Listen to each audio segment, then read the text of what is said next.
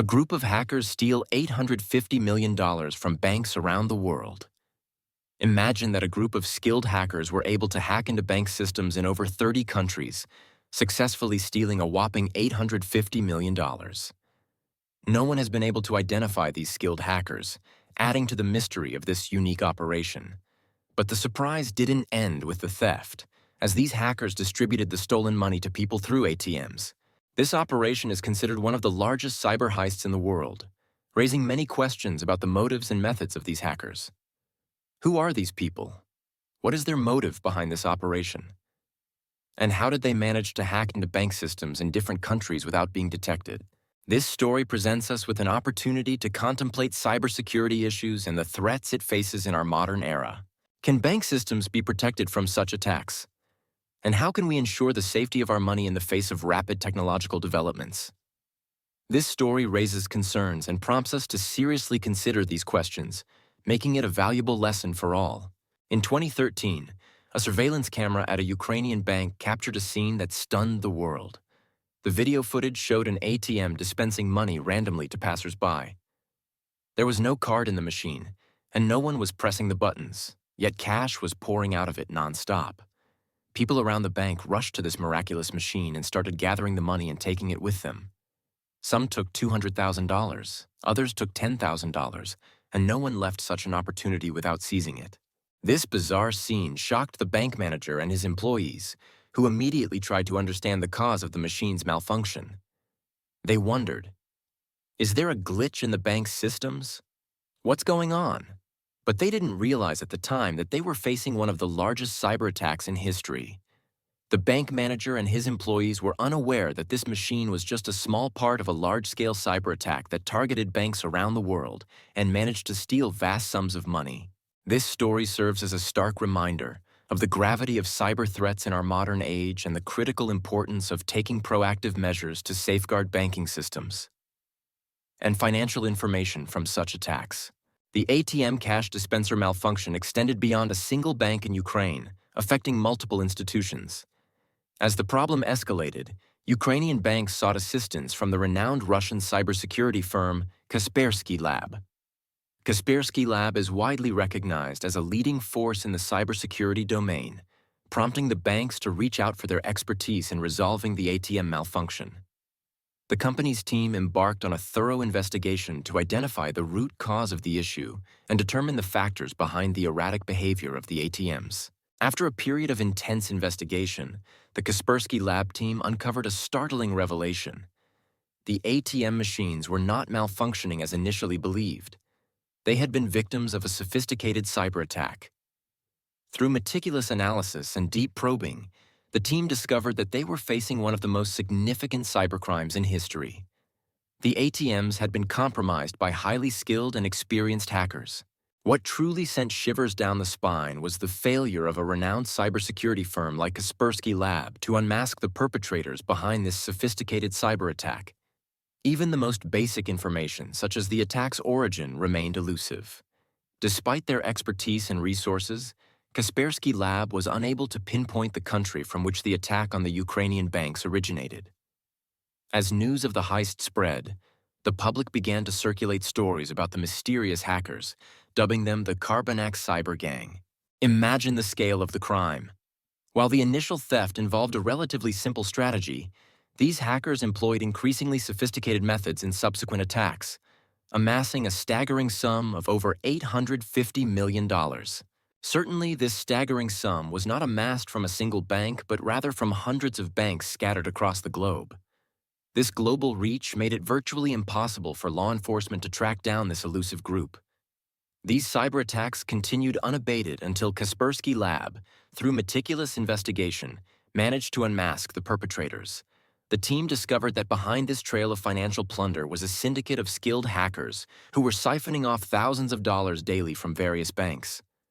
The hackers' elusiveness further complicated the task of bringing them to justice. Their sharp intellect and cunning tactics enabled them to evade capture, leaving law enforcement baffled and frustrated. The Carbanak Cyber Gang's tactics were far from uniform. In one instance, they infiltrated a bank's systems and moved between customer accounts, siphoning off small amounts of money, typically $1 or $2, to avoid raising suspicion. Their rationale was to operate under the radar. If individual customers noticed the minuscule sums missing from their accounts, they would likely not report it to the bank. Moreover, the bank would be hesitant to publicize such minor thefts, fearing reputational damage and a loss of customer trust. This strategy proved to be quite effective, as the gang managed to steal substantial sums over time without triggering widespread alarm. However, their repertoire extended far beyond this approach. They employed a diverse array of techniques to pilfer funds from across the globe. We'll delve into 3 strategies employed by these hackers, starting with one of their most audacious tactics that netted them millions of dollars daily. You might be wondering, dear viewer, why would hackers compromise ATMs and spew out cash to passers-by? In reality, this operation was a clever scheme to mask the identities of the perpetrators and facilitate their mission. After compromising an ATM, they would assign accomplices to stand near the machine. When the cash started dispensing, these individuals would collect as much money as possible and blend into the crowd, taking advantage of the chaos and confusion. But how did they manage to evade the cameras installed in ATMs and banks? The answer is simple. They disabled the cameras or deleted their recordings, allowing them to operate freely without constraints. However, this strategy was not the most profitable for them, due to the difficulty of implementation and the high likelihood of detection. Therefore, they turned to other, more secure and effective strategies. One of these strategies involved hacking into bank systems and obtaining customer account data. Once they had this information, they transferred the stolen funds to these accounts, using them as a means to hide the source of the money and prevent tracking. In this way, they were able to steal massive amounts of money without leaving any trace behind. Let's delve into the intricate theft methods employed by this well-organized gang. Their primary strategy involved infiltrating bank networks and manipulating customer accounts. They would artificially inflate account balances. For instance, if a customer's balance was $1,000, they would increase it to $10,000.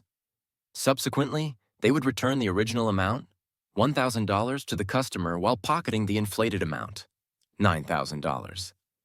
This operation was executed with such finesse and precision that customers remained oblivious to any changes in their balances.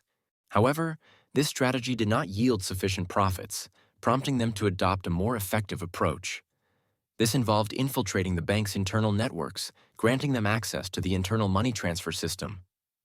Leveraging this system, they were able to transfer massive amounts of funds without any restrictions or oversight. As a result, they successfully siphoned off vast sums of money from banks worldwide, leaving no trace behind. Now, it's time to delve into the details of the gang's third strategy and its devastating impact on banks. Imagine that this strategy generated between $2.5 and $10 million annually for the gang. However, their victims weren't just one bank. They targeted hundreds of banks worldwide. Bank complaints began to rise significantly as police received repeated reports of massive online thefts. In one incident, $10 million was stolen from a bank. Shortly after, another bank suffered a similar theft, losing $7.3 million. The police soon linked these crimes and discovered that the culprit was the cyber gang. In just 2 years, this gang had successfully hacked over 100 banks in 30 different countries. Upon connecting these thefts, the police noticed that most of the targeted banks were located in Russia, China, and Ukraine. This became a crucial lead in the investigation, especially since the gang had remained elusive for a long time. However, the question remains: how did the gang manage to get away with their crimes without the stolen funds being traced? The answer lies in the gang's cunning tactics. They converted the stolen funds into cryptocurrencies or prepaid credit cards, making them virtually untraceable and difficult to link back to the gang members. As a result, the cyber gang successfully amassed vast fortunes without leaving any trail behind. Another significant factor that hindered the police's pursuit was the bank's reluctance to disclose the thefts. Understandably, these incidents were highly embarrassing for the banks, tarnishing their reputation and eroding customer trust. As a result, the banks themselves tried to conceal the thefts, making it even more challenging for law enforcement to gather evidence and identify the perpetrators. The complexity and diversity of the gang's methods further complicated the investigation. As you've mentioned, each theft exhibited unique characteristics, and these variations were amplified across different countries and banking systems. This made it difficult to establish a clear pattern and link the crimes to a single group. The managing director of Kaspersky Lab aptly described the gang as incredibly ingenious. Consider their sophisticated approach to stealing from banks. They would infiltrate surveillance networks and gain access to bank employees' passwords, allowing them to freely navigate the bank's systems and transfer funds undetected. They would even steal sensitive bank and customer information. After completing their heist, they would vanish without a trace, leaving the bank baffled. Only after a period of time would the bank realize the discrepancies and suspect an internal breach, potentially blaming their own employees.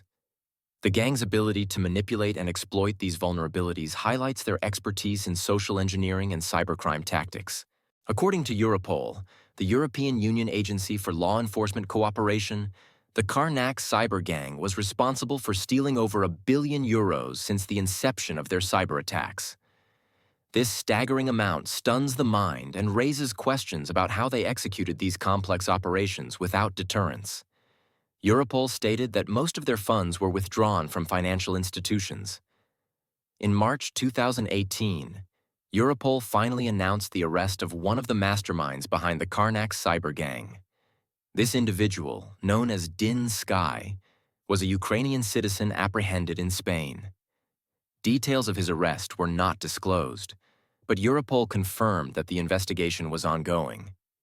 For Europol, apprehending a figure like Din Sky, a mastermind behind one of the world's largest hacking groups, was a significant achievement. Shockingly, Din Sky's arrest did not deter the Karnak cyber gang's operations. They continue their theft activities to this day. Their targets have expanded beyond banks to include global institutions and corporations. The Karnak cyber gang's reach now spans thousands of banks, and they continue to evolve and grow, seemingly unstoppable. While I've refrained from delving into the intricate details of their heists due to their complexity and the specialized knowledge required to comprehend them, it's evident that they pose a significant threat to the global financial landscape. With that, I conclude today's segment. If you're not already subscribed, dear viewer, I encourage you to subscribe, like this video, and let us know what you'd like to see in the next segment.